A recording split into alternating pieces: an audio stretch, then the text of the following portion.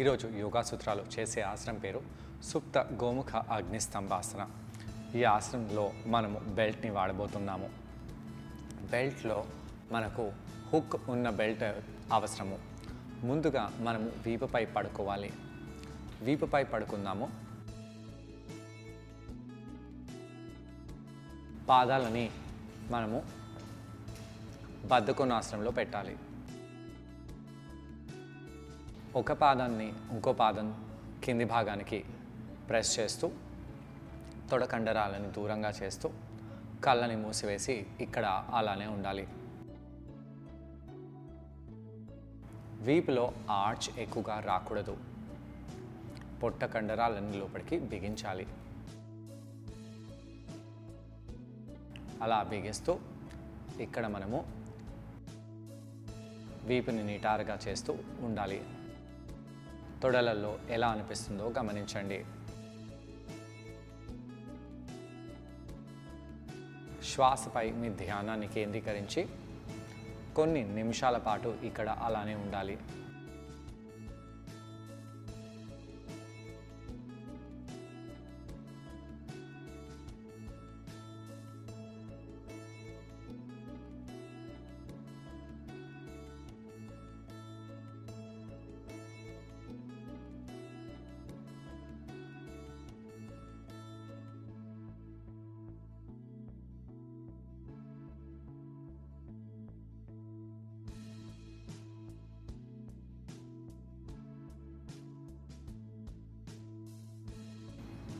తొడలు చాలా టైట్గా ఉంటాయి కాబట్టి ఇలా బద్ధకోణాసనం చేయడం వలన ఆ నడుము కండరాలు కొద్దిగా ఓపెన్ అయిపోతాయి.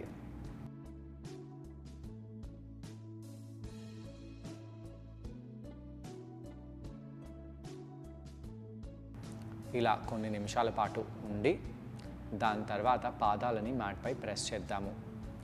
మోకాలని కొద్దిగా దూరంగా ఒకదానికొకటి నుంచి దూరంగా తెచ్చుకోండి. అలా తెచ్చి ప్రెస్ చేసి ఒకసారి పృష్ఠభాగాన్ని పైకి లేపుదాము. పొట్ట కండరాలను లోపలికి బిగిస్తూ సేతుబంధాసనంలో కొంత సమయం పాటు ఉండండి.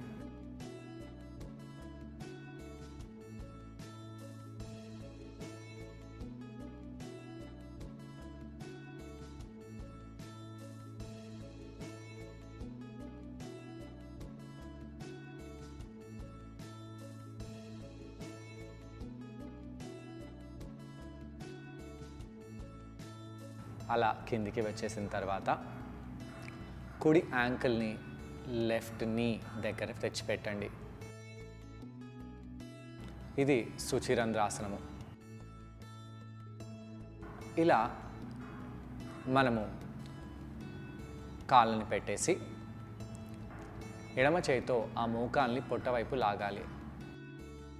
శ్వాస తీసుకోండి, శ్వాసని వదిలేయండి. కుడి చేతిని నా వైపు తల వెనకాల స్ట్రైట్గా చేసి మోచేతిని ఫోల్డ్ చేస్తూ ఆ మోచేతిని తల కింద తెచ్చిపెట్టాలి, గోముఖాసనం లాగా. ఇక్కడ ఎలా అనిపిస్తుందో గమనించండి.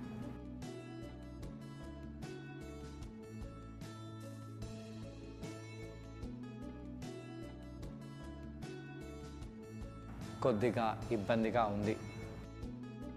అయితే ఆ కుడి చేతిని రిలీజ్ చేసేయండి.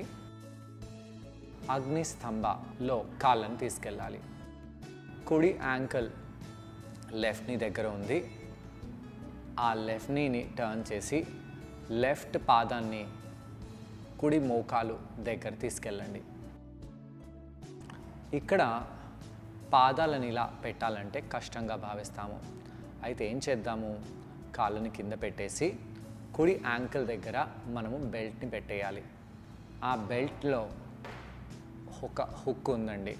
హుక్లో బెల్ట్ని పెట్టేసి కుడి యాంకిల్ దగ్గర బెల్ట్ని పెట్టేద్దాము. కాలుని లాగండి. ఇప్పుడు అదే ప్లేస్లో కాలు వెనకాల నుంచి ఎడమ కాలుని వేయాలి. పాదాలని ఇలా సమిధ స్థాపనలో పెట్టేసి బెల్ట్తో బిగించాలి. శ్వాస తీసుకుంటూ శ్వాసని వదిలేస్తూ తొడ వెనకాల భాగంలో ఎలా అనిపిస్తుందో గమనిస్తూ ఉండాలి. కాలుని మన వైపు లాగుతూ ఉండండి. తొడ కింది భాగం వెనకాల భాగంలో స్ట్రెచ్ చాలా తీవ్రంగా పడుతుంది. ఇప్పుడు కుడి చేతితో బెల్ట్ని పట్టుకోండి. కుడి చేతితో గట్టిగా ఫిట్గా ఉండేటట్టుగా బెల్ట్ని పట్టుకోండి. కాల్ని లాగుతూ బెల్ట్ని తల వెనకాల గోముఖాసనంలో తీసుకెళ్ళండి. ఈ విధంగా కాళ్ళని బంధించి కుడి చేతితో పట్టుకొని కుడి చేతిని మనము గోముఖాసనంలో తీసుకెళ్ళాలి. ఇలా తీసుకెళ్ళి భుజంపై ఎలాంటి ప్రభావం పడుతుందో గమనించండి.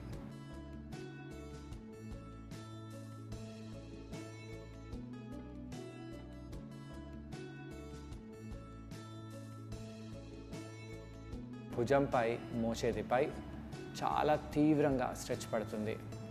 అలానే తొడ కండరాలు పృష్ఠభాగం దగ్గర ఉండే కండరాలపై చాలా తీవ్రం నుంచి అతి తీవ్రమైన స్ట్రెచ్ మనకు తెలిసి వస్తుంది.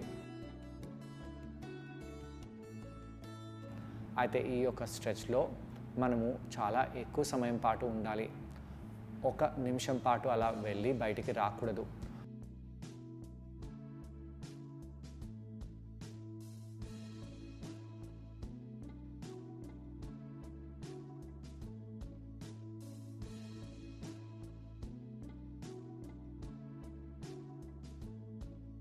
మూడు నిమిషాల నుంచి 5 నిమిషాల వరకు ఈ ఆసనంలో మనం ఉన్నట్టయితే ఆ భుజం దగ్గర ఉండే కండరాలపై, తొడ దగ్గర ఉండే కండరాలపై చాలా ప్రభావం పడుతుంది.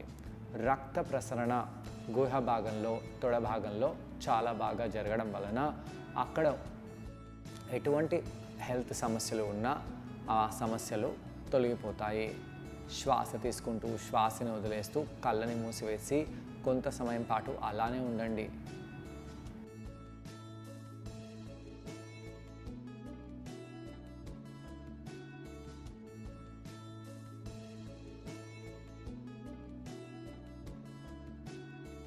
అలా చేసి ఆసనం నుంచి బయటికి వచ్చేయండి. కాళ్ళని మార్చండి. మార్చి ముందుగా ఎడమ కాలుని పైకి తీసుకొని వచ్చేసి కుడి కాలు వెనకాల వెళ్ళేలాగా పెట్టి ఈ యొక్క ఎడమ యాంకిల్ దగ్గర బెల్ట్ని గట్టిగా బంధించాలి. ఆ బంధించిన బెల్ట్ని ఎడమ చేతితో పట్టుకోండి. పట్టుకొని నెమ్మదిగా ఆ ఎడమ చేతిని ఇలా తల వెనకాల గోముఖాసనంలో తీసుకెళ్ళాలి. ఈ విధంగా ఎడమ తొడని లోపలికి పెట్టేసి కుడి కాలుని ఎడమ కాలుని బంధించాలి.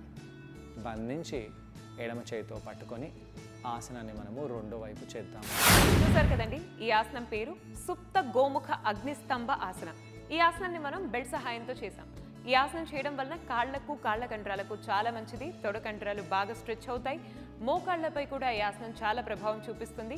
నడుం కండరాలు కూడా బాగా ఫ్లెక్సిబుల్గా తయారవుతాయి. వీటన్నిటితో పాటు భుజాలకు, భుజ కండరాలకు ఈ ఆసనం చాలా మేలు చేస్తుంది.